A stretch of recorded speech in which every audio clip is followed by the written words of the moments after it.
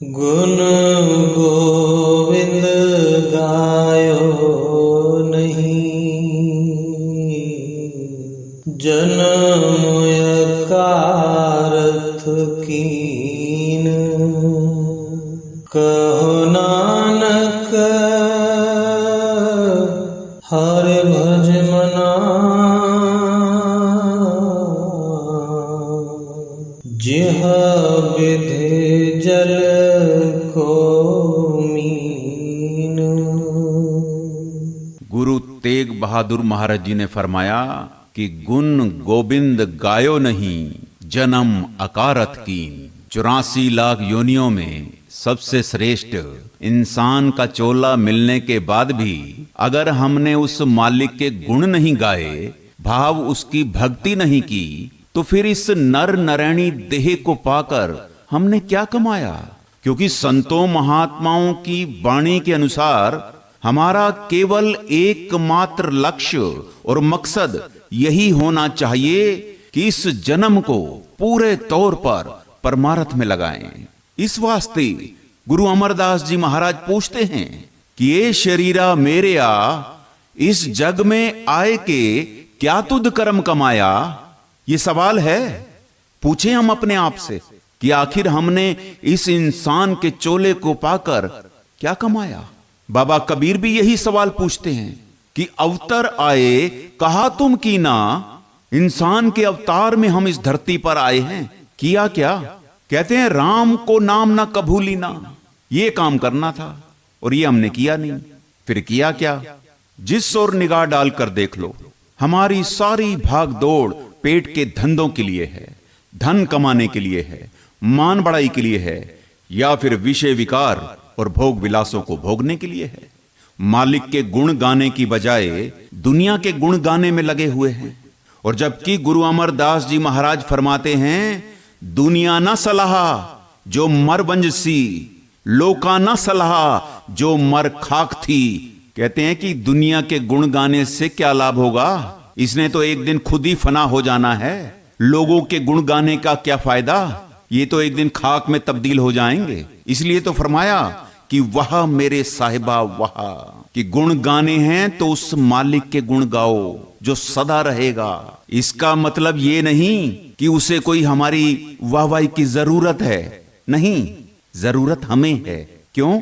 पंचम पातशाह ने कहा, गुण गावत तेरी उतरस मैल, जन्मों जन्मों से चढ़ी हुई मैल उतर जाएगी। इसलिए उस मालिक के गुण गाने हैं ताकि हम उसे जान सकें, इस इंसानी जन्म का लाभ उठा सकें। 4 तरह का जीवन है इस धरती पर। पहला तो है बेकार, और दूसरा है कार, तीसरा है उपकार, और चौथा है परोपकार। ज्यादातर लोगों को तो इंसानी चोले की अहमियत का ही एहसास नहीं, इसलिए सारी जिंदगी खाने पीने, विषय विकारों और भोग विलासों को ही भोग कर बेकार कर देते हैं। दूसरा है कार, भाव काम धंधे। अगर हम काम धंधों को ही अपना लक्ष्य बनाकर चल रहे हैं, पैदा परिवार में हुए, रहे परिवार में, सारी जिंदगी परिवार और कारोबार की ही परिक्रमा करते रहे और फिर मर भी कारोबार में गए, निरंकार तक की तो यात्रा ही शुरू नहीं की, फिर भी तो हमने इस चोले को बेकार ही कर दिया।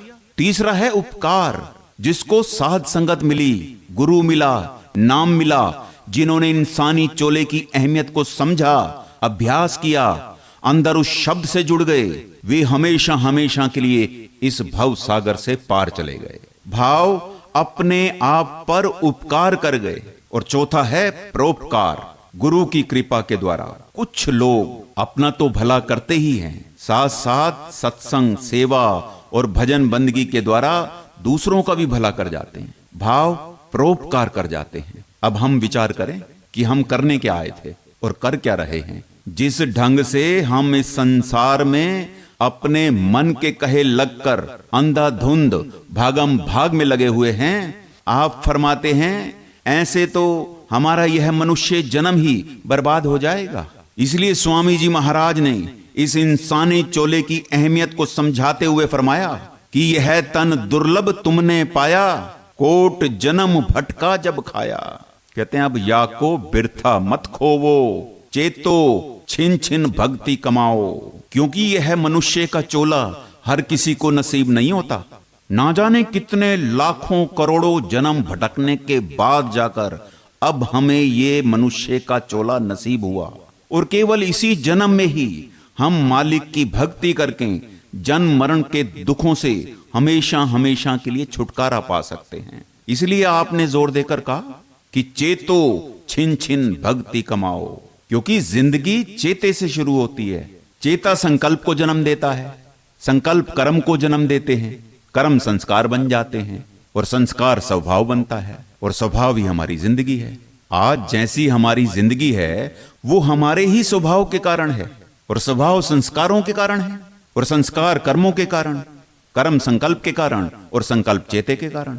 इसलिए आपने जोर देकर कहा कि चेतो छिन छिन भक्ति कमाओ, यानी उस परमात्मा को याद करो, उसका चेता करो, उसके गुण गाओ। परमात्मा सब जगह है, केवल दो जगह नहीं, एक जीव की समझ में नहीं, दूसरा जीव के चित्त में नहीं। कई बार गाड़ी की चाबी जेब में होती है लेकिन याद में नहीं, इसलिए सब जगह ढूंढते फिरते हैं। इसी तरह परमात्मा भी सब जगह मौजूद है लेकिन हमारे चेते में नहीं, हमारी याद में नहीं। इसलिए आपने फरमाया कि चेतना है तो चेत ले, निज दिन में प्राणी छिन छिन औध व्याध है, फूटे घट जो पानी। जैसे फूटे घड़े में से सारा दिन पानी रिसता रहता है और घड़ा खाली हो जाता है, इसी तरह हमारी आयु भी श्वास श्वास घटती चली जा रही है। इसलिए आपने फरमाया कह नानक हर भज मना, जह बिद जल को मीन। परमार्थ मन की साधना है, इसलिए आप मन को संबोधन कर रहे हैं कि ऐसा भजन करो जैसे मछली जल में केल करती है और बिना जल के तड़पती है। मछली समंदर में हजारों मील दूर जा सकती है पर पानी से बाहर नहीं जा सकती। क्यों? क्योंकि पानी ही उसका जीवन है। इसी तरह इंसान परिवार से दूर जा सकता है, रिश्तेदार से दूर जा सकता है, कारोबार से भी दूर जा सकता है, पर निराकार से दूर नहीं जा सकता। क्यों? क्योंकि वो हर जगह मौजूद है। फिर दूरी किस बात की है? दूरी है सिर्फ मेमोरी की, चेते की, और ये दूरी ही तय करनी है। इसलिए उसके गुण गाने हैं।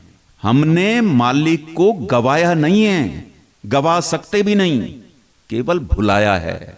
इसलिए जितने संत महात्मा इस धरती पर आए सभी ने यही कहा कि उसे याद कर।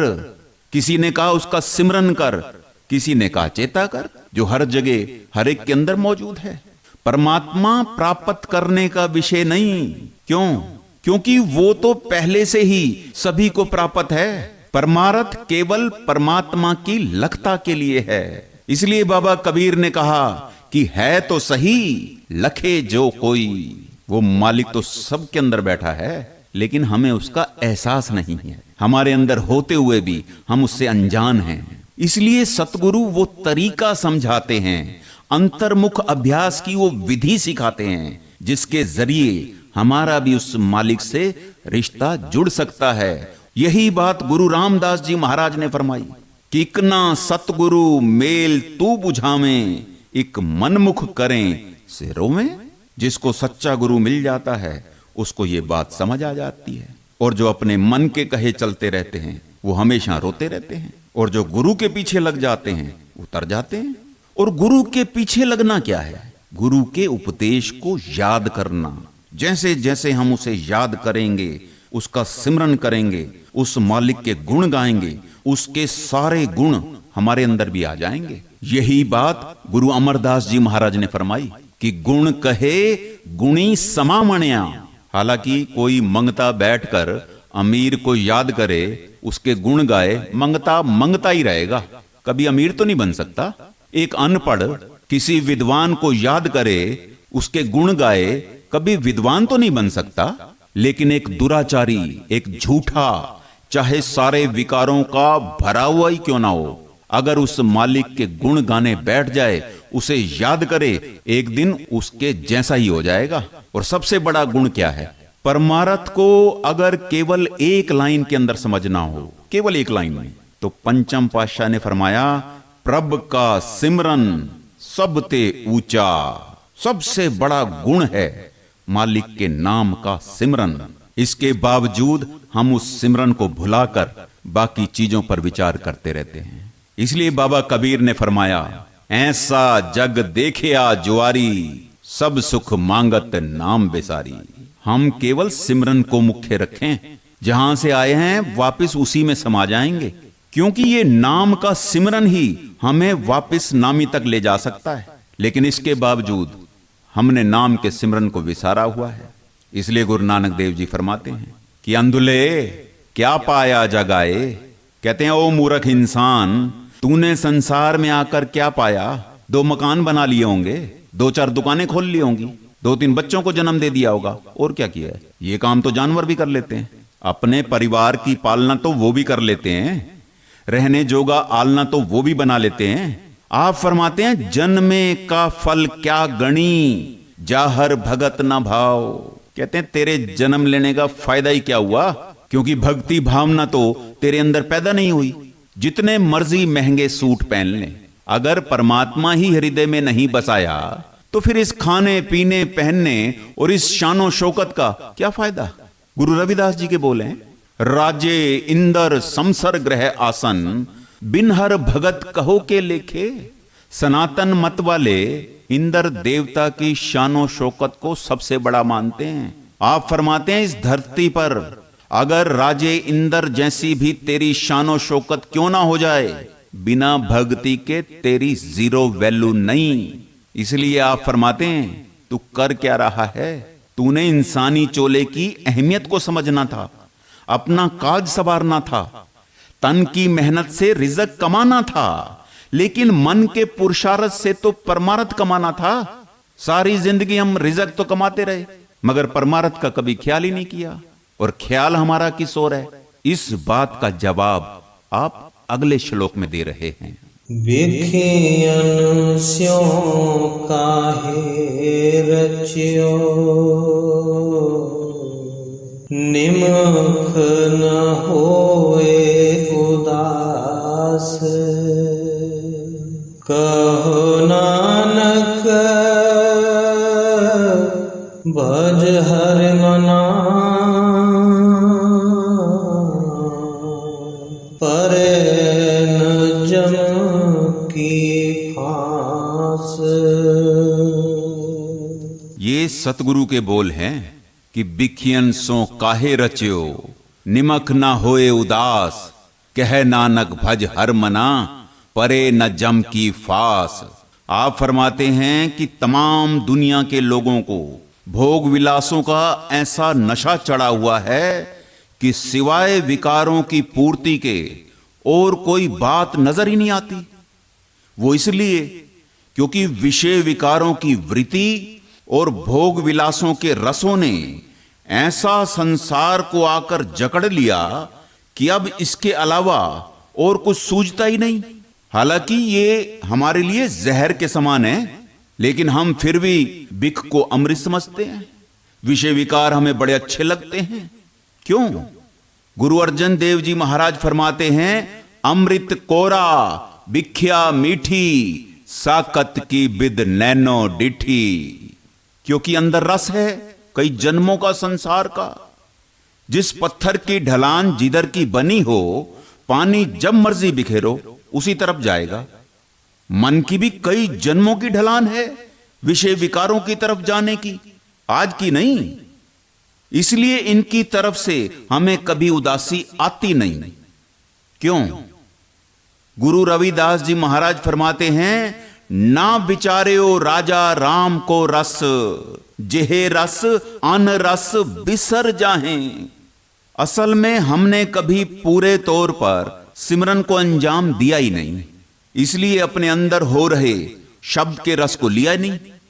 अगर हम अपने अंदर जाकर उस शब्द के रस को लेते, उसका नतीजा क्या होता? आप फरमाते हैं, बाकी के रस तो अपने आप ही पीछे हट जाते। अब जिनके घर कुकिंग गैस आ गई, वो क्या लकड़ियां जलाते हैं? लकड़ियां जलानी उन्होंने छोड़ी नहीं, छूट गई। जिनके घर कारें मोटरसाइकिलें आ गई, क्या वो अब साइकिलें चलाते हैं? साइकिलें चलाना उन्होंने छोड़ी नहीं, छूट गई।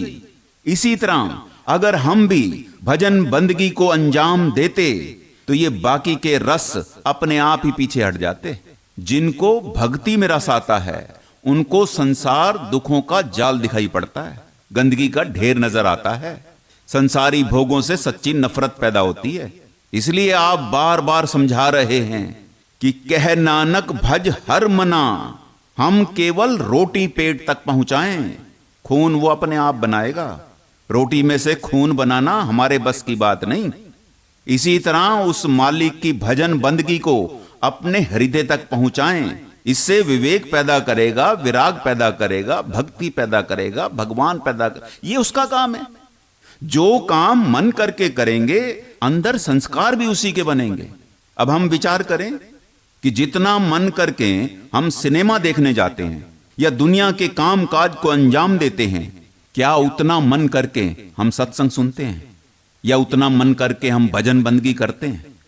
इसलिए संसार के फिल्म स्टार के जितने अंदर संस्कार बनते हैं उतने गुरु वाले नहीं बनते। क्यों? क्योंकि जिसे मन मानता ही नहीं उसे कभी भी मांगता नहीं। मन परिवार को मानता है, कारोबार को मानता है, संसार को मानता है, इसलिए इन्हीं को बार बार मांगता है।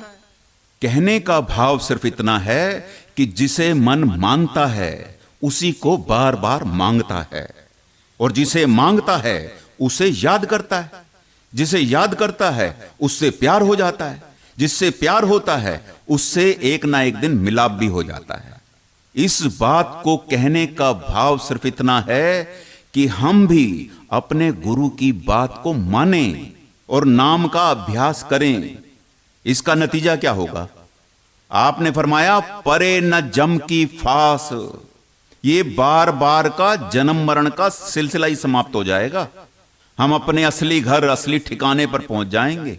हमें भी वो सच्चा सुख, सच्ची शांति नसीब हो जाएगी जिसकी तलाश युगों युगों से हम अपने मन के कहे लगकर इस नश्वर संसार की नश्वर चीजों में से कर रहे हैं।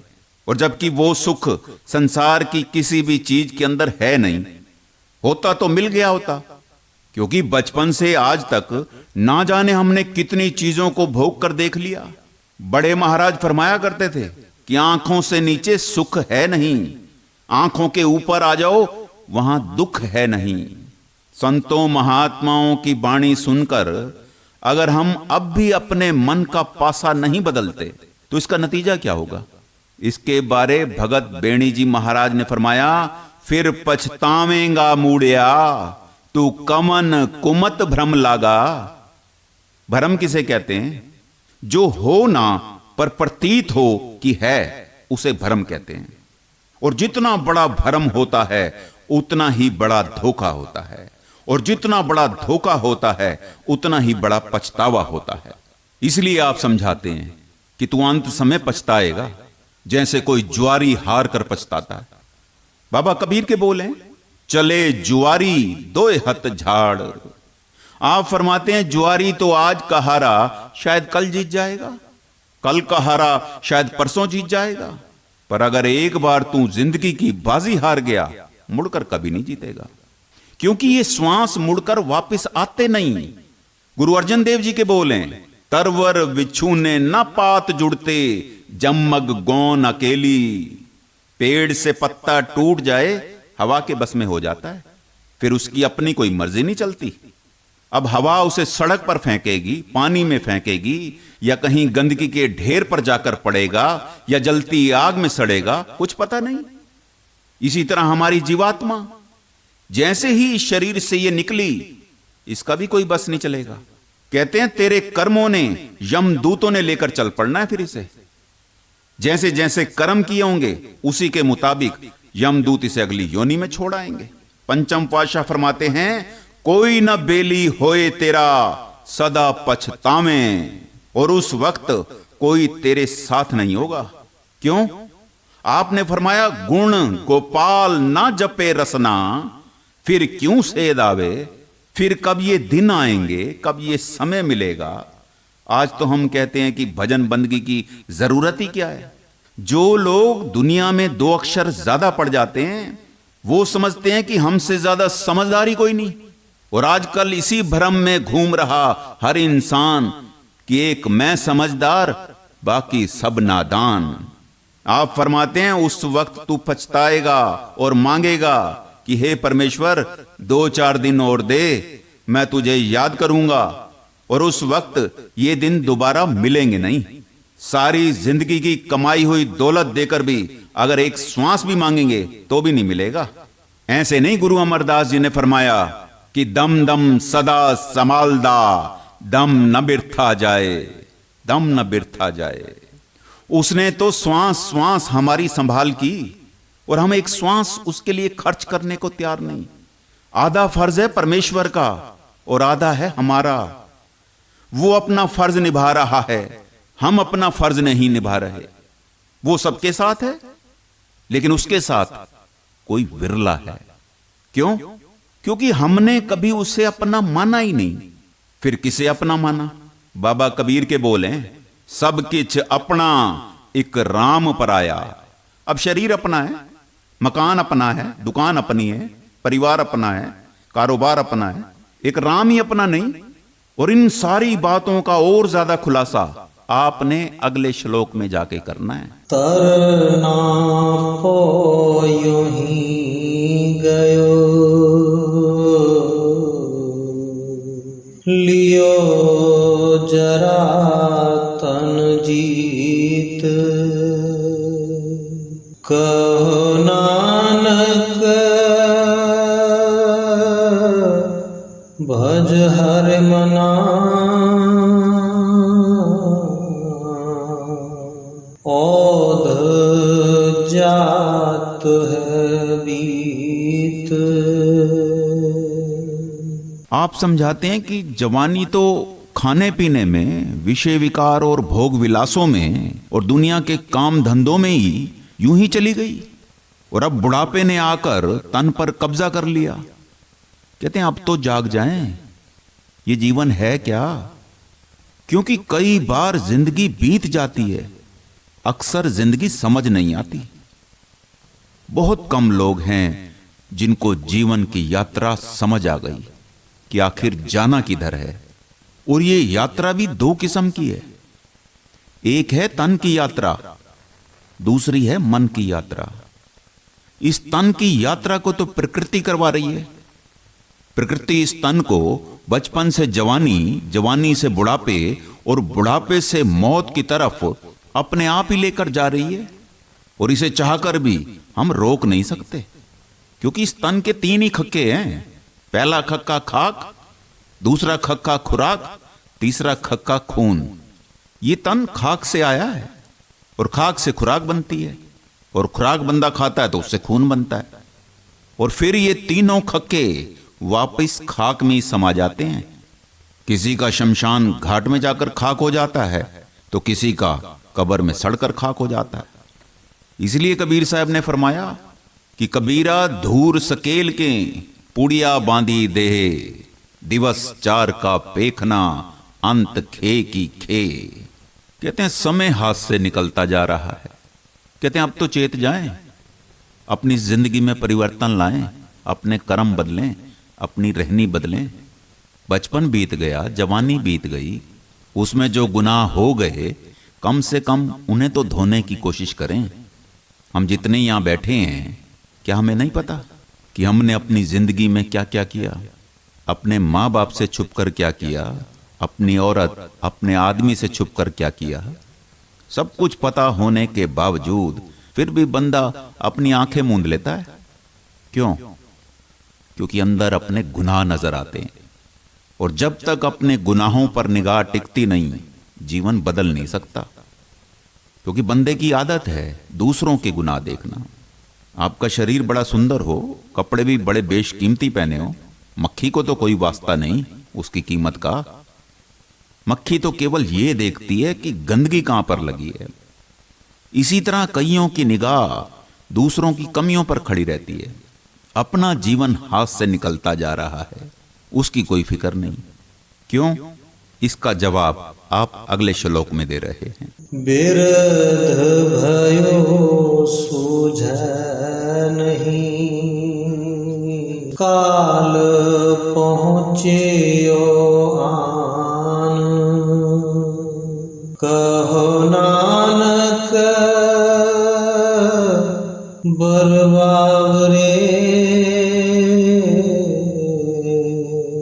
क्यों न भजे भगवान। देखो, मानव जीवन के 4 ही पड़ाव हैं। पहला गर्भकाल, दूसरा बचपन, तीसरा जवानी और चौथा बुढ़ापा। कहते हैं अब ये जीव चौथी अवस्था में पहुंच गया।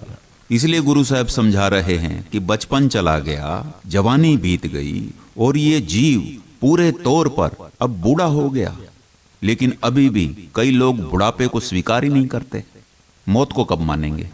अभी भी बालों को डाई लगा लगा कर काला कर रहे हैं। घुटनों पर क्या लगाएंगे? बुढ़ापा तो कमर से भी आएगा। कहां कहां कालक लगाएंगे? और जबकि पंचम पातशाह फरमाते हैं कि पहले मरण कबूल, जीवन की छडास, लेकिन इसे अभी भी कोई होश नहीं। क्यों? भगत बेणी जी फरमाते हैं, लालच करे जीवन पद कारण, लोचन कछु न सूझे। आंखों से दिखना बंद हो गया, कानों से सुनना बंद हो गया, घुटने चल नहीं सकते, शरीर में बल नहीं, लेकिन अभी भी और जीने की तमन्ना भरी पड़ी है कि और 2, 4, 5 साल जी लूं। बड़े लोग मिलते हैं दुनिया में जो कहते हैं मैं पोते का ब्याह तो देख लूं। आखिर पता नहीं हम किन चक्रों में घूम रहे हैं। पोते दोतों का तो पता भी नहीं लगना कि कब उन्होंने अपनी सेटिंग कर लेनी है। अब हम अपने ब्याह की चिंता करें, जिसके बारे बाबा फरीद ने कहा कि जिंद वोटी मरण वर ले जासी पर नाए। क्योंकि यमों का फरिश्ता एक दिन हमारी जीवात्मा को ब्याह कर ले जाएगा, लेकिन मरने का किसी को जी नहीं करता। क्यों नहीं करता? क्योंकि जिसके अंदर जितनी संसार की वासनाएं ज्यादा होंगी, उसको उतना ही मरने से डर आएगा। और जिस दिन ये वासनाएं समाप्त हो जाएंगी, नतीजा क्या होगा? बाबा कबीर फरमाते हैं, जिस मरने ते जग डरे मेरे मन आनंद। जिन बच्चों के एग्जाम नजदीक होते हैं और जिनकी तैयारी पूरी हो जाती है, वो तो कहते हैं जल्दी से एग्जाम हो जाएं, और एग्जाम होते ही वो अपनी किताबें भी बेच देते हैं। उनसे पूछो कि रिजल्ट तो अभी आया नहीं, वो कहते हैं कि हमें पक्का यकीन है कि पास हैं। इसी तरह जिस दिन हमारी इस संसार से जाने की तैयारी पूरी हो गई, भाव सिमरन के जरिए अंदर हो रहे उस शब्द तक पहुंच गए, बाबा कबीर के बोल तो अपने आप ही जबान पर आ जाएंगे कि बहुर हम काहे आवेंगे। कहते हैं दर्शन छोड़ भय समदर्शी, एक को नाम ध्यावेंगे। क्योंकि दर्शनों के भी स्टेप हैं। ये जो हम सत्संग में आकर दर्शन करते हैं, ये नेत्र दर्शन है और श्रवण दर्शन है। ये तो केवल एक शुरुआत है और हम केवल यहीं पर खड़े हो गए। गुरु अमरदास जी के बोल हैं कि सतगुरु नु सबको वेखदा, जेता जगत संसार। कहते हैं डिठे मुकत ना होवी, जेचर शब्द न करे विचार। शब्द की विचार की नहीं, मुक्ति कहां से होगी? असल में हमने कभी अपनी जिंदगी में झांका ही नहीं कि मैं इस संसार में आया ही क्यों हूं। कभी ये सोचा ही नहीं कि परमेश्वर ने ये शरीर दिया किस वास्ते। कितनी बार हमने सत्संगों में सुना कि गोविंद मिलन की एह तेरी बरिया। कहां गई वो बारी?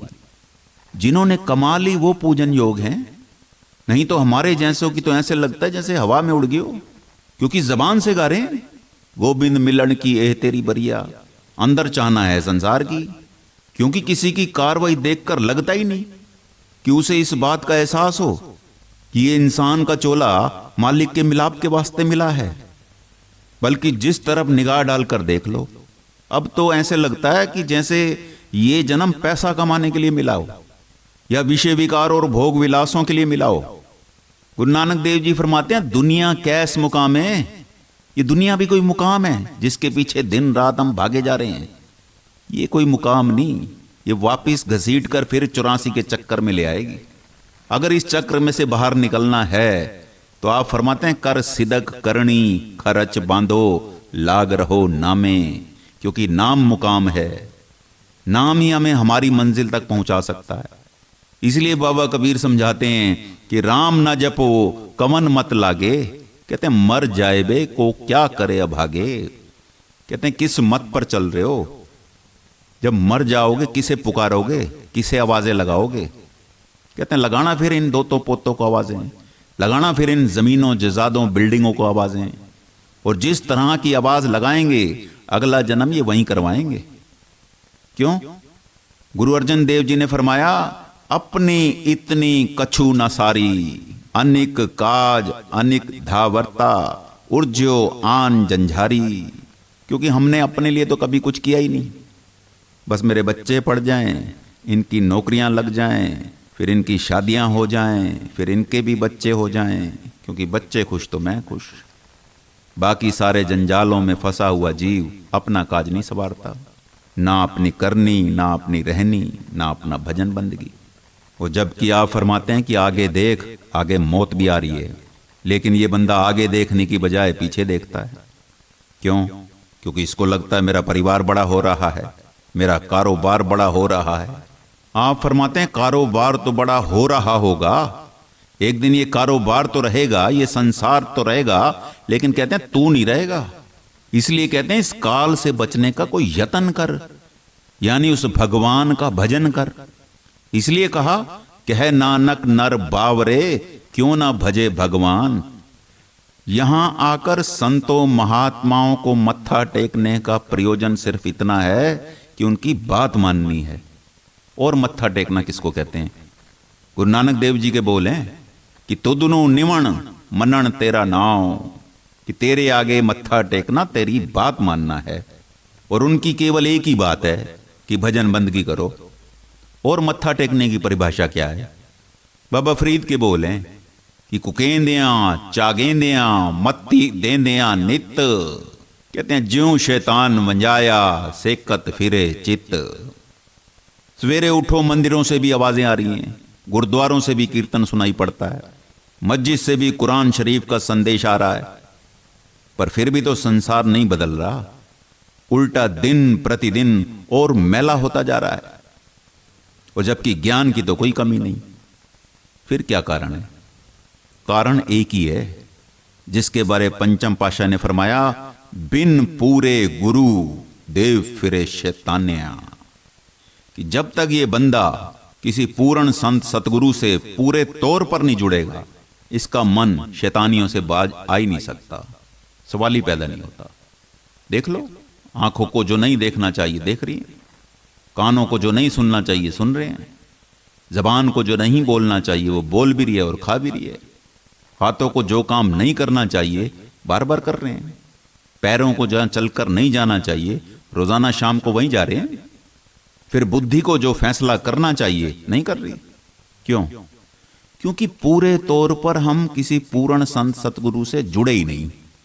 अगर किसी गुरु के पास जाते भी हैं तो स्वामी जी महाराज फरमाते हैं, गुरु को ऊपर ऊपर गाता, गुरु को मन भीतर नहीं लाता।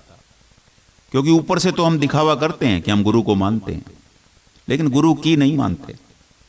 अगर मानते तो अपने आप को भजन बंदगी में लगाते, कुछ बनकर दिखाते, कुछ करके दिखाते।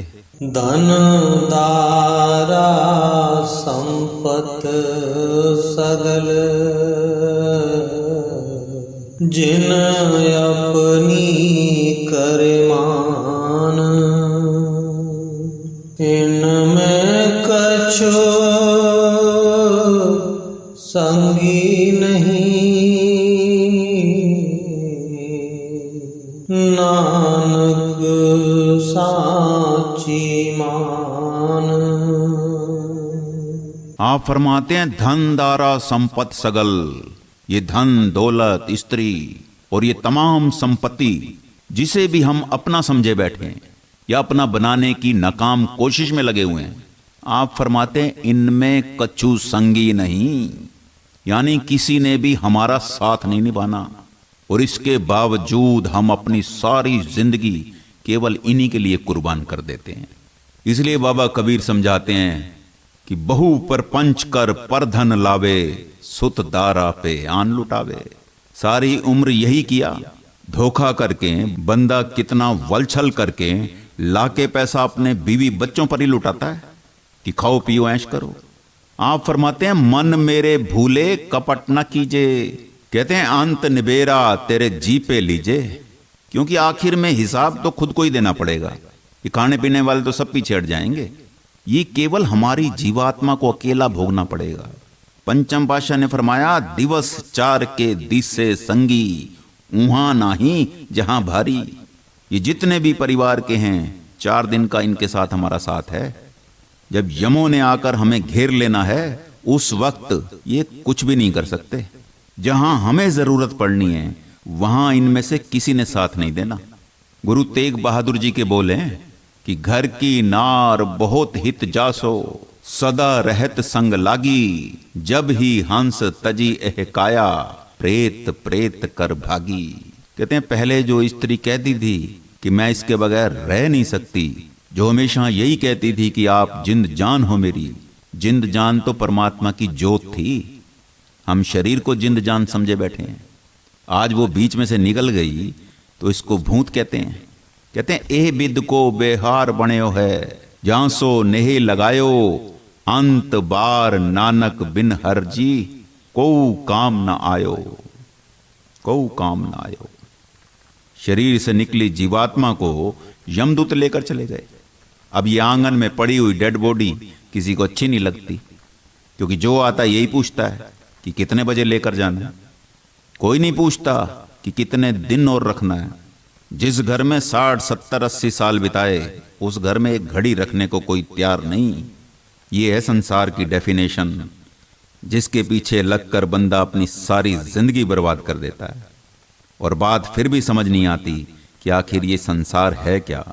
इसलिए गुरु रविदास जी चिताते हैं कि क्या तू सोया जाग गया ना, तैं जीवन जग सच कर जाना। देखो तन जाग जाता है, टेलीफोन की घंटी बज जाए, कुत्ता भौंक पड़े, बिल्ली बर्तन गिरा दे, कोई गाड़ी का हॉर्न बजा दे, तन जाग जाता है। लेकिन मन इन चीजों से नहीं जागता। सवाल तो ये पैदा होता है कि इस मन को कैसे जगाएं। तो गुरु रामदास जी महाराज समझाते हैं, सिमर सिमर सिमर गुरु अपना, सोया मन जगाई। जैसे जैसे हम सिमरन को तवज्जो देंगे, वैसे वैसे मन में अंदर से जागृता आनी शुरू हो जाएगी। जिसके बारे स्वामी जी महाराज ने फरमाया कि जागत जागत अब मन जागा, झूठा लगा जहान, मन की मदद मिली सूरत को, दोनों अपने महल समान। पतित युधारन भय हरन, हरे अनाथ के नाथ, कहो नानक त्यह जानिए,